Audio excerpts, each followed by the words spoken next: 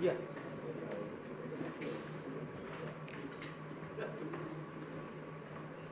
I have 8 minutes. That's the usual thing.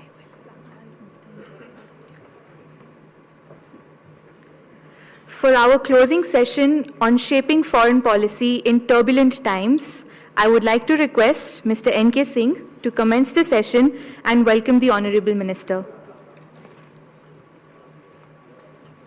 Well, thank you very much. It's my privilege to moderate this last session, which is the principal speaker is the Foreign Minister of India. Let me at the outset say that we have been indeed very fortunate that while this is the fourth Kautilya Economic Conclave, we have had the tradition of the Finance Minister inaugurating and the Foreign Minister giving the last concluding session. In between, of course, we were also fortunate that the Prime Minister chose to come for two of these, which was indeed our very high point. May I request that the way in which Foreign Minister we could conduct this is that I request you, notwithstanding the fact that you have come back from New York last night, but we shall overlook all that. You look absolutely very, very fresh. You make some observations on your recent experience, which has been pretty rich. There has been hardly one day where you have not been in some interaction or the other, to share some initial thoughts of yours. Thereafter, I would pose some issues and questions for your consideration. Then, of course, we have two very distinguished panelists, and they will put across their point of view, and hopefully there'll be time for one or two questions from the audience. 15 minutes or so? Yes. Yes. Yes. Yes.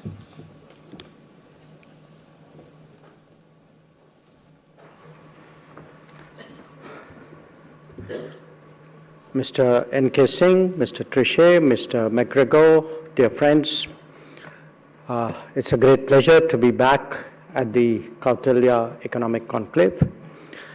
And let me offer some thoughts to kick off the discussion.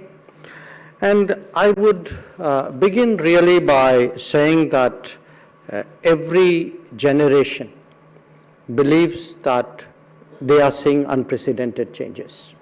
In fact, probably every conference believes that they are discussing unprecedented changes. But this time, it's for real. So I do want to say that turbulent times may actually be an understatement. I hope prosperity is not. And I would begin really with the landscape when we speak about turbulent times. My point would be that by every metric of measuring the international economy, of assessing, in a sense, the state of the world, we are actually going through an extraordinary and intense period of change. And let me give you a few examples. Let's start with the most basic, which is production. And what we have been seeing is that when 1/3 of the world's manufacturing has shifted to one country, it's had very significant consequences on the international economy. It has had consequences on the supply chains. It has had consequences in terms of leveraging such a dominant position. But equally important, it has elicited political and, I would say, socio-economic reactions from many other countries. And today, in fact, this shift is one aspect of the contradictions which characterize our current world. Let me shift to a second metric, energy. Again, one of the big changes of the last few years has been that the United States, which for decades worried about its exposure to external energy requirements, has not only become self-sufficient, it is actually today a significant exporter of energy and has made that energy exports an important part of its strategic outlook. Now, just as the US has emerged as a champion of fossil fuels, China has also established itself actually as a leader in renewables. So pretty much any path you take on renewables, finally all roads lead back there as well. Well, let me shift to something else, data. That when we look today at the models before the world, we have an American model, we have which is very unrestricted, private enterprise driven. We have a Chinese model, very statist. We have a European model. In many ways, we have an Indian model. And no doubt there would be others as well. Deriving from that, related to that, if one looks at the role of big tech, now there have always been big companies driving the global economy, but the position, the salience of big tech in today's world really represents a new level of prominence and influence of a few companies. I come back to trade. And what we have today, starting end-to-end, I mean, I said production and therefore concerns about concentration there. Then the worries about supply chains and the narrowness and fragility of supply chains. And then now the concern about overexposure or dependence on single markets. So really end-to-end today, it looks much more anxious than it did a few years ago. A different dimension is connectivity, where we have new routes which are being built, some man-made, some being opened up by nature, and which have really, particularly the polar route, the ability really to revolutionize logistics as we know it currently. And when it comes to finance, what we have seen in the last few years is, of course, a completely different level of application of sanctions. We have even seen the seizure of sovereign assets. We have seen the advent of crypto. So, as I said, by every metric, even in terms of resources today, the competition for rare earths and critical minerals is become a very major factor in competition between nations.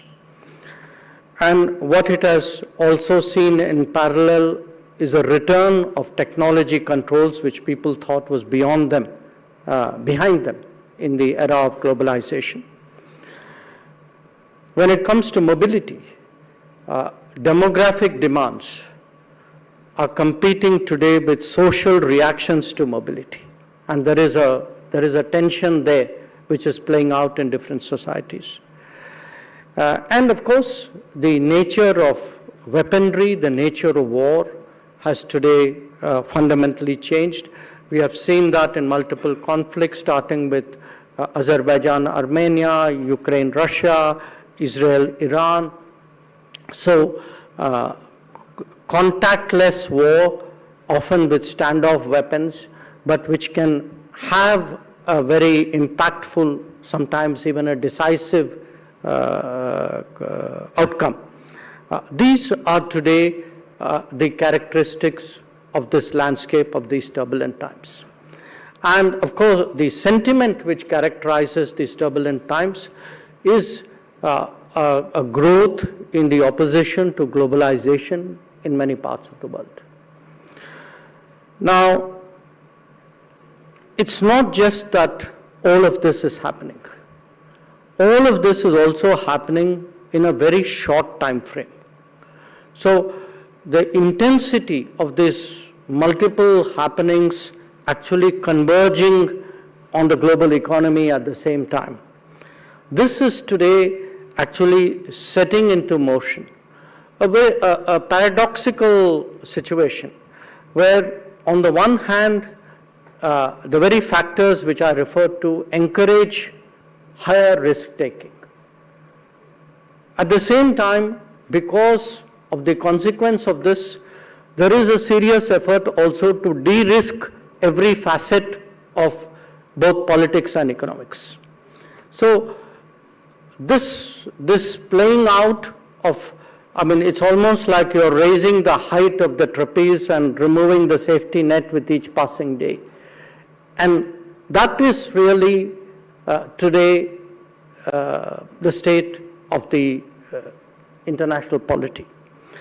Now, the strategic consequences of this, I think, are quite obvious. We have seen a weakening, sometimes even discarding of international regimes and rules. We have seen economically that cost may not any longer be the definitive criteria, that ownership or security or reliability, resilience is equally important. We have seen politically that alliances and understandings are being revisited.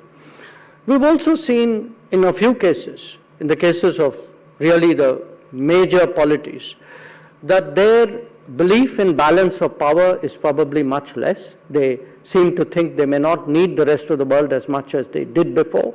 So if they have margins of power, they're prepared to exercise those margins in pursuit of their policies and actions.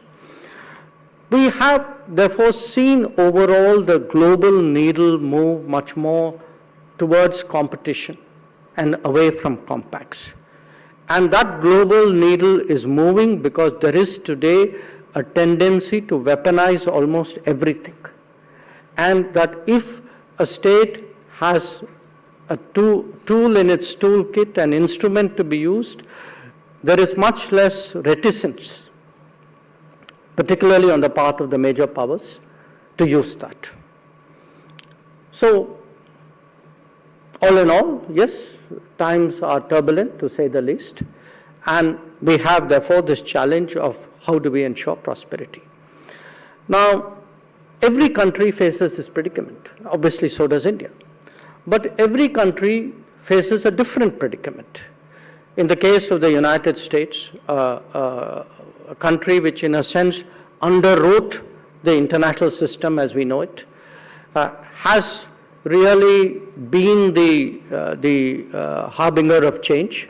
It is not only more assertive, but it has really allowed its or encouraged its national interest goals pretty much to drive its approach towards partnerships and cooperation. In the case of China, I think while they had clearly mastered the old system as we know it, this change perhaps catches them at a time when many of the new new concepts, mechanisms, institutions which they were pushing are not yet in place. But clearly what we can see is that the US-China relationship in many ways is going to influence the direction of global politics. In the case of Europe, what was a sweet spot in terms of US, Russia, China, US particularly security, Russia energy, China trade, has actually got turned around, and every one of those aspects today has become a challenge. In the case of East Asia, I think for a geography like ASEAN, being caught between US and China is a very difficult predicament. For those further east, the question marks about both economic and security question marks today are big concerns.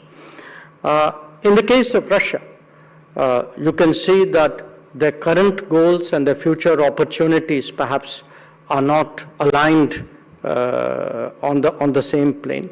But what is, I think in a way, what differentiates India is most of these regions, they are actually defending their interests, they are trying to maintain their positions. Whereas the challenge for India is how to go beyond that how do we rise in these turbulent terms? Because for us, just defending what we have is simply not good enough. This has caught us at a time in our own history, in our own sort of curve, you can say, where we have to not only internalize and absorb these risks, but find a way of going beyond and continuing with our rise. And that, in many ways, actually brings us to the domestic policy choices and governance. And I'm sure many of the other sessions would have discussed it.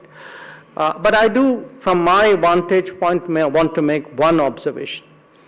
Obviously, as a minister, I sit in the cabinet. In the cabinet, we have different committees. We have a committee on security. We have a committee on economic affairs. And we have, of course, the entirety of the cabinet. But whenever I see any proposal come up to the cabinet, and I'm using this as a shorthand really for decision making in this country, I look at it from the vantage point of what I presented to you. How does it help me to navigate and advance in these turbulent times? So when I see a proposal to deepen manufacturing, when I look at a mission to actually promote advanced manufacturing, semiconductors, for example, or electric vehicles, or drones, or space, when I look at a project or a set of projects or policies which would take forward infrastructure, or which focus on human resources and skills, because again, this is something which India particularly brings to the table at this point of time. When we look at ease of doing business or of ease of living for the common citizen, I want to say from my vantage point, every bit of this actually adds to our comprehensive national power and helps me actually to deal with these turbulent times. That for India, in many ways, the answer for a more difficult world is not just outside. A large part of that answer is inside. That if we can get our human resources better developed, if we can get our infrastructure moving faster, if we can get manufacturing to deepen more, if we can get new trade flows, because I think given the volatility, the uncertainty that we have seen this year, it is very clear that there is a very strong case really to diversify further the trade account as well. If we can address energy security, food security, health security, again, partly through a mixture of national capabilities, but by diversifying sources and spreading the risks. This is really today a strategy for India to pursue. And the posture that India adopts, and to my mind, it's a common sense posture, is really to have as many productive relationships as possible, but to make sure that none of them are exclusive and result in the denial of opportunities in other relationships. So how do we actually practice this multi-alignment or this multiple relationships with different agendas and with different partners, sometimes in different regions?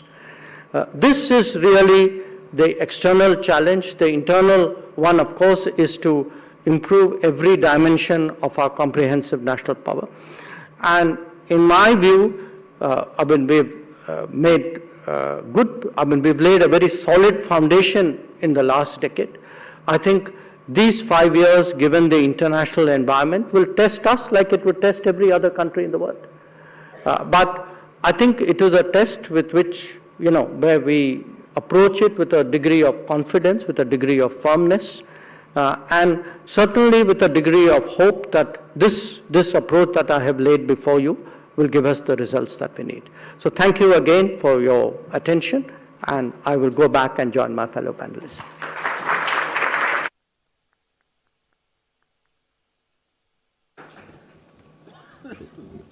Well, thank you very much, Foreign Minister, for a very broad range of sweeping comments which covers the entire gamut of issues.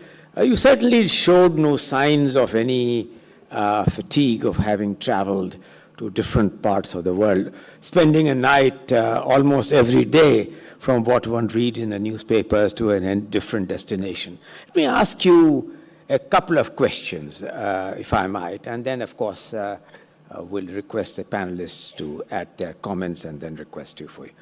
So the first and foremost is that we seem to have axiomatically taken that regional multipolarity is a reality.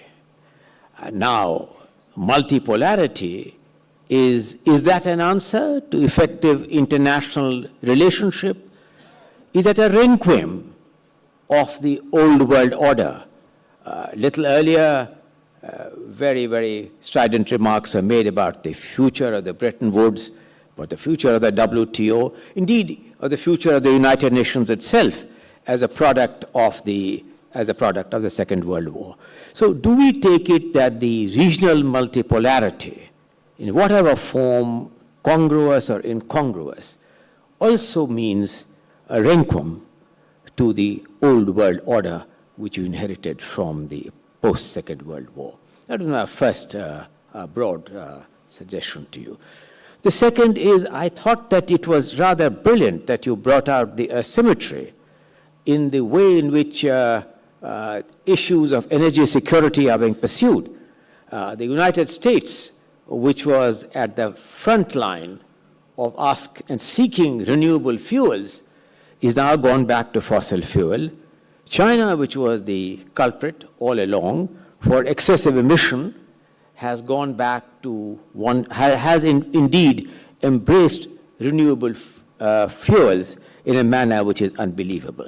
How does it reconcile this? If people who have worked on this for a very long time, like, say, Nick Stern, who is here, and along with some of his colleagues, would say that forget about all this, market economics would settle this, because if the market economics propels you in the direction that the cost of renewables is significantly lower than the cost of the fossil fuel, then the promotion and seeking of market economics would be an important driver. My third and somewhat very selfish question is that it's all right, we see these uncertainties looming large. That's understandable. We see no end game to this uncertainty.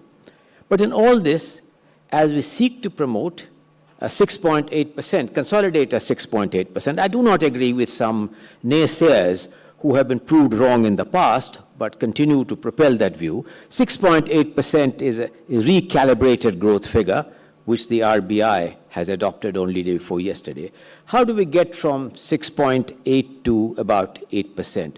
That certainly entails, apart from improvement in incremental capital output ratio, which means productivity, would entail a significantly higher foreign direct investment. My immediate concern is, do you think and do you believe that the current Indo-US divide on multiple issues is going to significantly and adversely impact the prospect of securing direct foreign investment? My last point, addressed to you, Minister, that in the earlier period, you had taken multiple initiatives, some of which very laudable, in seeking out, in diversifying the sort of interests which we had. Quad was one of them, which we promoted. How do you see the future of these alternative arrangements, which was an important factor in the somewhat earlier period? Do you think that they will taper out to a whimper, or do you still think that there is life left in them? Minister.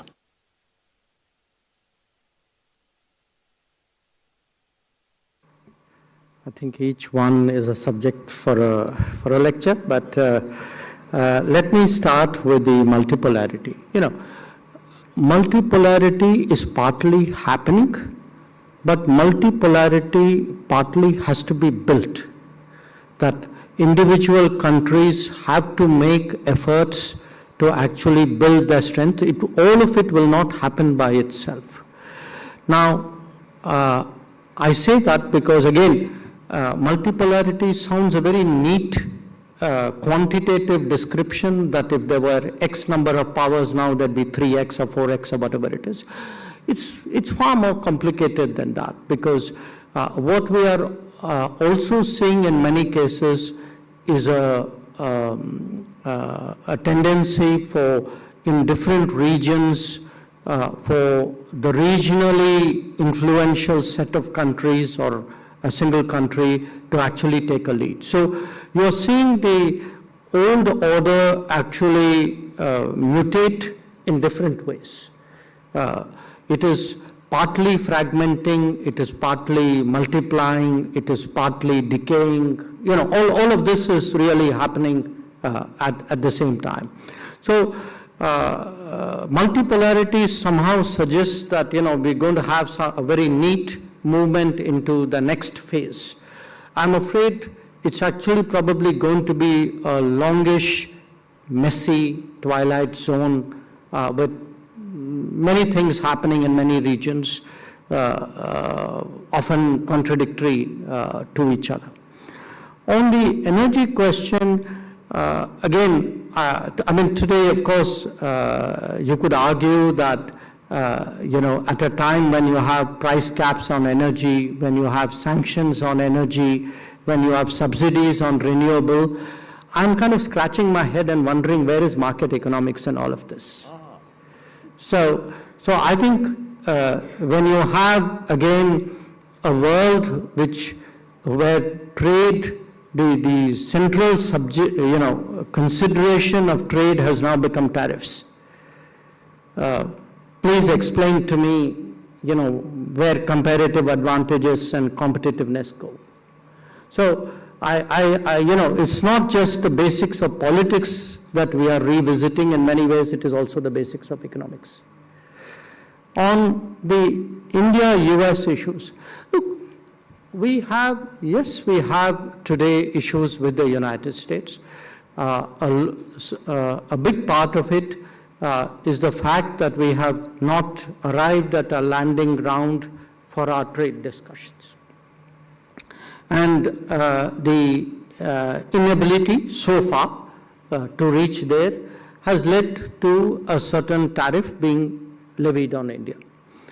In addition, there is a second tariff, which, you know, we publicly said we regard it as very unfair, which has picked on us for sourcing energy from Russia, when of course there are other countries who have done so, including countries who right now have a far more antagonistic relationship with Russia than we do. So I don't want to, you know, I'm not minimizing the issues, but I don't think we should take it to a point as though this is going to percolate to every dimension of the relationship and there is something very fundamental at stake there. I think we need to see this in proportion. There are problems, there are issues, nobody is in denial of it. Those issues need to be negotiated and discussed and resolved, which is exactly what we are trying to do.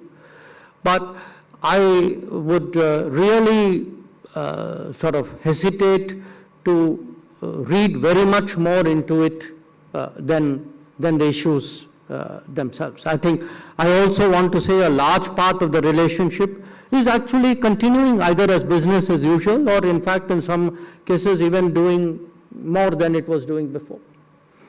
And the final question on the Quad. This year we've had 2 meetings of Quad foreign ministers, which one in January, in fact it was the first meeting after the Trump administration came to power, and one in July.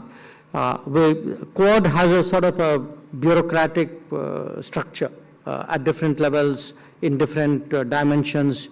People engage with each other. That continues. So you know, Quad is alive and Quad is well. I want to make that point. Again, you know, when times are turbulent, when there are challenges, it's important to read both the landscape in a responsible manner and to assess that particular problem in the context of that landscape. So I would caution against both extremes, either complacency or denial and saying the problems don't exist and everything is okay, or to suggest that things are catastrophic when they are not. Thank you very much, Foreign Minister, because those are very candid comments to somewhat provocative questions from me, deliberately so, because they would like to be potential investors would like to be assuaged that our reform trajectory, which we are currently engaged in, will take us in ways which this could be reinforced by external factors as well, including the fact that you mentioned that there may not be much of an impact, what I draw on the investor confidence. It would be a burst of adrenaline to potential investors, both domestic and foreign. On this issue which you mentioned, Minister, about market economics, I'm sure that this will come up in the question-answer session. Thank you very much for those comments. I now request Jean-Claude Trichet, a very, very eminent central banker, perhaps not to ask your questions, Jean-Claude, only from the vantage point of your central banking, but in the wider canvas in which you have seen many of these economic and political factors at play. Thank you very much indeed, and thank you for having invited me in this marvelous colloquium. I was very impressed by what the Minister said, and I have to say that I felt myself very much in line with most of his remarks, particularly on the remark that every generation think that things are changing extremely rapidly during his own time. But it is true that there is an acceleration, and I can be, I would say, confirming that when I look at what happened over the last 25 years, from my own standpoint, global economy, global finance, monetary policy, since the beginning of the century until the great financial crisis, we had a period which was considered wrongly so by a large bulk of, I would say, economists, observers, and market participants as being a period of great moderation. We had found the best way to deal with inflation, growth. We had steady growth without too much volatility, with price stability. And there was some kind of emerging consensus on that. And then we had the big financial crisis, the great financial crisis, which was the worst since World War II. So it was a terrible wake-up call, particularly for the advanced economy. The heart of the global financial system and economic system was totally at the epicenter of what was happening, when before the epicenter was generally in the developing world or in the emerging world, but not in the advanced economy. Then after that, we had a long period where the main problem was the threat of deflation in the major economies, in the advanced economy, but also, by way of consequence, in many economies of the world, many countries in the world, which were more or less observing what was happening in the core, if I may, of money and finance, with extraordinarily accommodating monetary policy, and again, a new emerging consensus. Now we will have very low inflation ever. The problem is not inflation, the problem is to concentrate on other issues. And then again, exactly like we had the wake-up call of the global financial crisis, we had the wake-up call of the surge of inflation at the very moment when practically we had a very large consensus on the fact that it had been eliminated, to the extent that even those central bankers that were at the heart of everything at the time were thinking that it was only transitory, that inflation was not really a problem. And it was the official statement of the major central banks, including the US central bank in year 21. until at the end of 21, there was a recognition that unfortunately it was much more than transitory, that it would be a medium-term issue. And then we were in a totally different environment. So it gives a lot of credit to what you say, Minister. That changes. It is a roller coaster. We were in a roller coaster, and we are not entirely out of the last episode, because a very good job has been done, it seems to me, by all central bankers in the advanced as well as in the emerging world. In the developing world, they are fighting also, I would say, very courageously in difficult circumstances. But we don't know where we go now, because even if in Europe one can say that really the control of inflation has been regained, in the US it looks more difficult, and particularly for political reasons, also taking into account the fact that the independence of the central bank looks like being in, I would say, a very difficult situation vis-à-vis the executive branch. So we will see. It is history in the making. But again, very rapid changes, and we have to adapt to extraordinarily rapid changes. India being such a huge country, the most populous country in the world, being a case in point to adapt. And if I may, I don't know which time you're allocating to us. If I have a minute more, I could.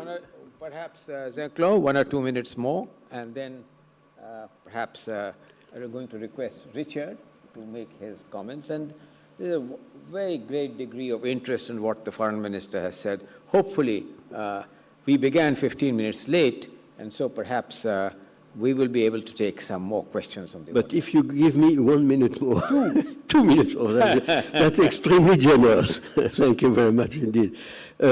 Only to say that as regards the multipolar world issue, we are in a multipolar world, in my opinion, since quite a long period of time. And it is precisely because we were in a multipolar world, and this multipolar world is more and more at stake, obviously. We need more, even more than in the past, solid multilateral institution and rule-based agreement to run the global economy. So I don't draw the consequence from the multipolarity that is emerging strongly. I don't draw the conclusion that we are in a totally different universe and that we don't need any more rule-based handling of the global economy and no more, any more multilateral institution. It is, for me, exactly the contrary, even if it seems to be contradicted more or less by some in the global arena.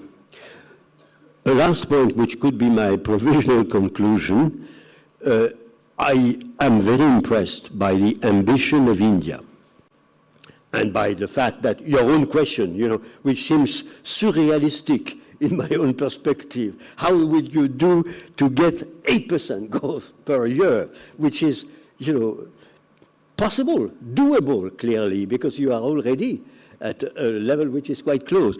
And perceived in a global perspective, I would say strategic global perspective, it's true that India taking more and more influence and place in the world is very important, in my opinion, and part of the overall stabilization of the complex world in which we are. And I would be bold enough to say that Europe has also to develop, and not only, of course, in terms of economy and finance, but also perhaps in terms of going a little bit more rapidly in the direction of political federation, which seems to me more or less commanded by our own situation, with Russia on the one hand and the US not being so keen on being a close ally on the other hand. And I will stop there. Thank you. Thank you, Claude. Can I request now Richard to make some comments? Before, Richard, you do that, I think perhaps Considering your last comment, Zaklo, I think I'd like to inform the Foreign Minister that day before yesterday, Foreign Minister, there was a special session which we had at the Kautilya Economic Conclave, where Zaklo unveiled his ideas on what Europe can learn from the Indian Federation. And what he has said today is really the elaboration of what broad conclusion he had already reached day before yesterday. So that was just by way of information, Foreign Minister. But Richard. Thanks very much. I've often thought, why stop at 8? China grew at 10% for many years. What's wrong with that? But I applaud the ambition. Look, I will start where I was going to finish, because the Minister and Mr. Trichet both spoke about multipolarity. Now, there's many forms of that, obviously, but as the Minister said, it sounds neat, but it needs to be built. Or you could end up, as he said, in a messy twilight zone. Let me give you a few examples of multipolarity at the moment. Europe is multipolar. They've had a war for 3 years, and it could get much worse. No centre of power, multipolar. The Middle East is quintessentially multipolar. You've got Israel, Iran, Saudi Arabia, and so forth. They've also had a war for about 3 years or however long, continuously. No real centre of power. What about the Asia-Pacific? And I'm not speaking here about India. You know, we often read that the Asia-Pacific is the cockpit of global tensions, you know, a fuse waiting to be lit, etc. But the Asia-Pacific, in fact, hasn't had a big, long war for a long time. Thailand and Cambodia had a border skirmish. Recently, that was one of the wars Mr. Trump claimed to have stopped. So why is Asia, in fact, the exception when we keep being told it's, you know, so volatile? And I think the reason is because Asia is bipolar. It's the US and China which far outrank all the other powers in the region. And I think that's a big reason why the Asia-Pacific has prospered, been peaceful. Of course, it's peaceful until it's not, and I'll come back to that. But it's worth mentioning here that, you know, this is here in India. India, I think, is a pole of its own, one that's getting stronger. Most countries are never going to be superpowers. Most countries don't have anything like 1 billion people in them. So they have to be much more agile in how they're managing the new circumstances. My personal motto that I apply to Australia, I think also applies to many countries. We have to build internal resilience and external options.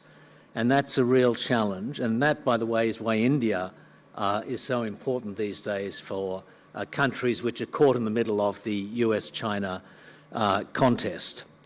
On the US-China contest, I think you've probably been to many conferences where you've heard about the Thucydides trap, the so-called idea that a rising power inevitably is going to fight with the established power. I want to say, by the way, that word Thucydides, if you're doing an after-dinner speech, don't try and say that word after you've had a few drinks. But I think that framing is wrong for the moment we're in. And I think Thucydides said something else which was much more apposite. And to paraphrase what he said, it's dangerous to build an empire. It's even more dangerous to give it away. And that's really where we're at with the United States at the moment. You know, Donald Trump, you know, has the odd sort of imperial spark, you know, so he can show the world how powerful he is by bombing this, that, or the other country. But essentially, he's turning his back on the world that the US built and the imperial role that was embedded in that. Now, I don't want to blame all the problems in the world on Trump. He was obviously right to be concerned about European defence spending and national security spending. Trump is not the only person, isn't leading the only country to have had concerns about Chinese trade practices. There is the joke about Trump that he's the wrong answer to the right question. But, you know, it's important to remember the question. You know, Donald Trump was not created in a test tube. You know, he's responding to real-world circumstances, and that's why he's been so successful. So the key question, I think, with Trump is how we should benchmark his policies and what that means for China and other countries. I mean, if you'd asked me 10 years ago, I would have said that the US was a predictable power, China unpredictable. These days, it's the opposite. I think China is a very predictable power. We know what they want. They want to be a globally dominant tech power. They want to do to the US what they think the US is trying to do to China, leverage with controlling technologies. That flows into, I think, the second objective, which is separate but related. China wants to be the dominant power in the Asia-Pacific. So everybody has to take account of their interests in every decision that they make.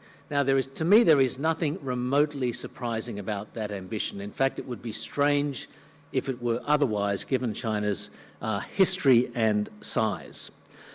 The US, I think Trump has become unpredictable by design. You can argue this unpredictability is tactical. In other words, the direction of policy, at least in trade, is relatively clear. How he gets there, not so much.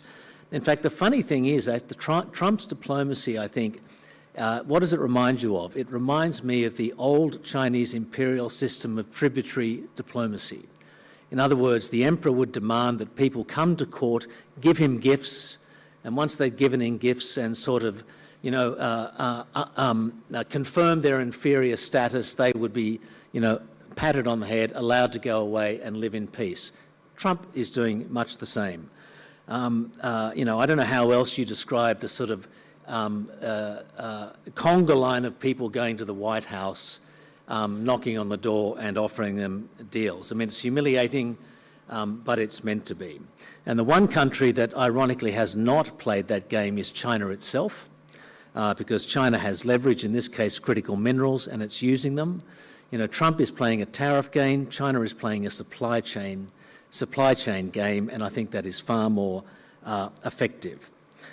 Not too much longer. I think Trump has two aims. That's to cut imports, and on that I think he will probably fail, or he'll fail on reducing trade imbalances.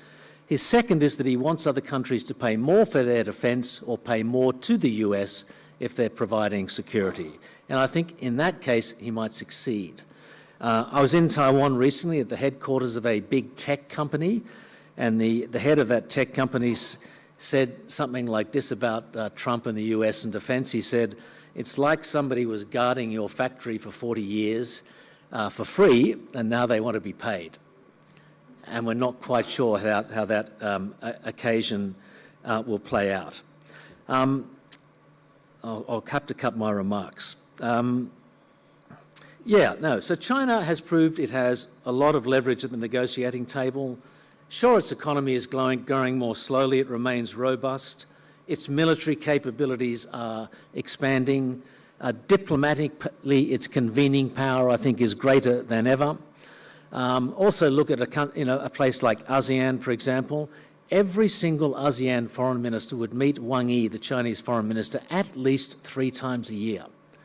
Once in their country, once in his country, once at an international forum. They'd be lucky to meet a Secretary of State once a year.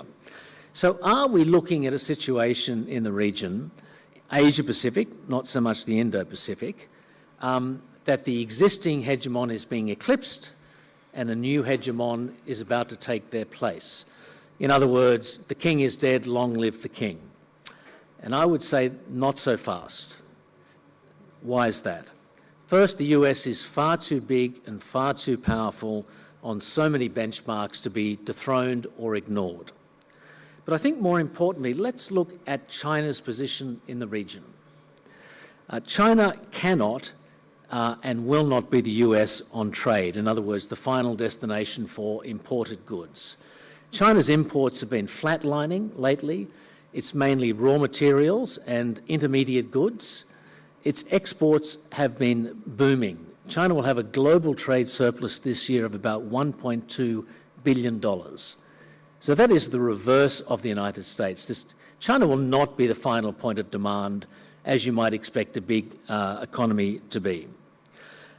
Secondly, look at the geopolitics. The US is a resident power in Asia, but it has no territorial disputes in Asia, obviously, because its landmass is a long way away. Look at China, and I'm not talking about continental China here and India. Look at maritime China. China has disputes of different kinds with South Korea, Japan, Vietnam, Malaysia, Indonesia, Brunei, the Philippines, and that's without even mentioning Taiwan. Now, all of those disputes have their own history and dynamic. There are many other cross-claimants in the South China Sea. But even so, does that sound to you like the foundation for a sort of happy hegemonic arrangement? I don't think so. And then there's the issue of trust. Certainly, Donald Trump is doing a good job of destroying trust in the United States, but I think the antagonism towards the US is more directed at Trump rather than at the US. If you took Trump out of the room, it's possible things would change, as it did with Biden. You wouldn't get a snapback on trade, but you might get a snapback on regional security. China, by contrast, struggles to build trust. And as Joseph Liao said in a session yesterday, look at the South China Sea. China scores lots of tactical victories, and it promotes them with vigour. We have a minute. I'm going to finish in less than that. Lots of tactical victories, but lots of strategic losses as support for it in the region drains. So that's why when you look at the US giving up its empire, you don't hand over to another hegemon, you in fact create a vacuum. And that's indeed why we're in such a dangerous moment. Thank you. Thank you very much. Those were absolutely fascinating remarks in many ways.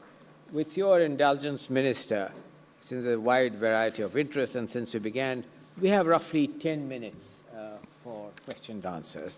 Time to take 4 questions. Nick, you are first to go. Nick.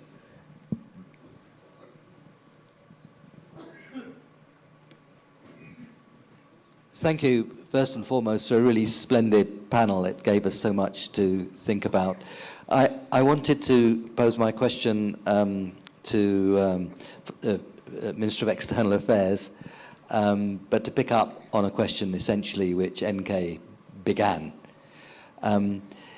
We've talked a lot about growth and resilience, and particularly, of course, growth and resilience in India.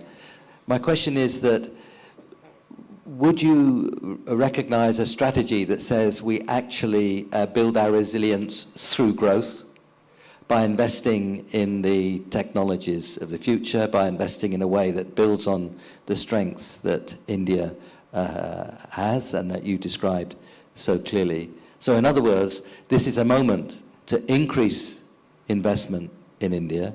This is a moment to work very hard on making it rather more efficient, and of course to invest in a way which embraces the technologies of the future. To use one sporting analogy, I think when it comes to energy, China is skating to where the puck is going, and the United States is skating to where the puck used to be. And India, I think, can look through that, and this is where the economics comes in, invest where the costs are actually attractive over the medium term, and which builds on India's extraordinary strengths in its natural resources, particularly solar, and of course its people. Thank you. Minister will take all the 4 questions together, give the shortage of time. Next, you want to ask a question? Jean-Pierre Lando? Yeah, it's a question for the Minister as well. To which extent are geopolitics going to be driven by technological competition between the main powers? How would you assess the chances of China overcoming the US in major technologies? And how do you assess the role of India in that competition? Next question. I don't see any hands raised this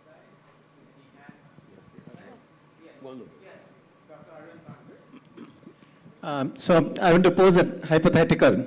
The case on tariffs in the United States is in the Supreme Court, and we'll probably hear it sometime during this month. Suppose that the Supreme Court rules against President Trump and says, well, you really don't have this power. How do you see that impacting both India and the rest of the world? Thank you. Last question, Dr. Rakesh Mohan. Thank you. Thank you very much, Honourable Minister, for really a very thoughtful and thought-provoking address. There was a mention of India diversifying its trade, given what's happening with the US in particular, I would suppose. How do you see the prospects of India diversifying its trade more towards Asia? And given that the huge trade deficit we have with China, the only way in some sense to go for diversifying trade with China is for us to be exporting more to them. And do you see any prospects for that? And do you see any possible segue towards India possibly thinking of proceeding towards joining the CPTPP? All right. Minister. Okay, I'll make my comments and perhaps my fellow panelists would like to add to it. Yes, this is with regard to Nick's question. Yes, absolutely. I think today our challenge is to build manufacturing because, there were decades where, in a sense, I would call it lost decades, where manufacturing certainly was concerned in this country. So we have to play catch-up in many areas, but not play catch-up in a way in which we miss the contemporary opportunities. So if you look today at the kind of policies the priorities which the government is pushing, so you look at semiconductors, you look at electric vehicles, you look at renewables, you look at drones, I think we need to do both advanced manufacturing as well as, you could say, orthodox ones and try to get the optimal mix of it. And you have to do that because at the end of the day, it is technology which is going to make a big difference. And certainly when one looks at the promise of potential of AI, for me this year, probably, I was at Munich the day J.D. Vance delivered his famous speech. But I was a few days before with the Prime Minister at the AI Summit in Paris, where also J.D. Vance spoke about AI and the, the revolutionary possibilities it holds if we don't restrict it. We ourselves are holding an AI Impact Summit next year. So today, if there is an X factor, I would say, again, I'm giving it to you from my perspective, in terms of the capabilities of countries and their sharpening ability to compete, a lot of it would be technology and certainly would center around AI. On the question of geopolitics and technology, yes, historically, a lot of geopolitics has been driven by technology. In fact, I tomorrow would be going back to my alma mater, and my own PhD subject was how nuclear technology coming in the early 40s as the Second World War was going on actually ended up shaping the attitudes of the major powers to each other, and in a way became the conceptual strategic foundation of what later on became the Cold War. So geopolitics has to a large extent been a function of technology competition for centuries, and there's no reason it should be any different now. And to the, where the US stands vis-a-vis China, again, it's very hard to give a sweeping answer. But the fact is that in many areas, clearly the US is going to get a run for its money, which would not have been the case a few decades ago.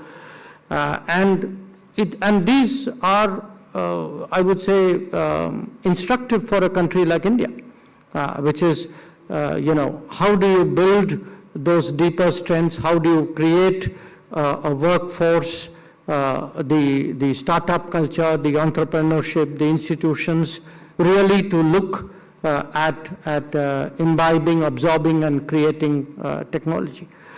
The hypothetical question you asked is very difficult to answer because it is hypothetical. I think I deal in a world of realities, and my reality right now is at 25 and 25% or 50% tariff. And that is what right now we are negotiating. So, whatever happens, at the end of the day, there has got to be a trade understanding with the United States. There has to be one because it is the world's largest market, but also because it is, much of the world has reached those understandings. But it has to be an understanding where our bottom lines, our red lines are respected. In any agreement, there are things you can negotiate and there are things you can't. And I think we are pretty clear about that. And we have to find that landing ground. And that's been the conversation really which has been going on since March. Finally, on diversifying trade, moving towards Asia. Most of our initial free trade agreements were actually almost all with Asia. They were with ASEAN, they were with Japan, Korea. They were individually with some ASEAN members.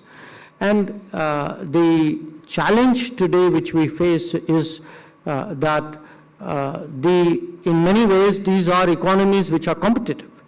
And in many cases, because of the supply chain nature, they have also provided a pathway for China. So I would very honestly say our focus should be on FTAs with economies that are not competitive, where there is really a deep, sustainable, predictable, and real market economy at work. Which is why we are very pleased with the UK FTA, which is why we are very serious about an EU FTA, and which is why we are striving for an understanding with the United States.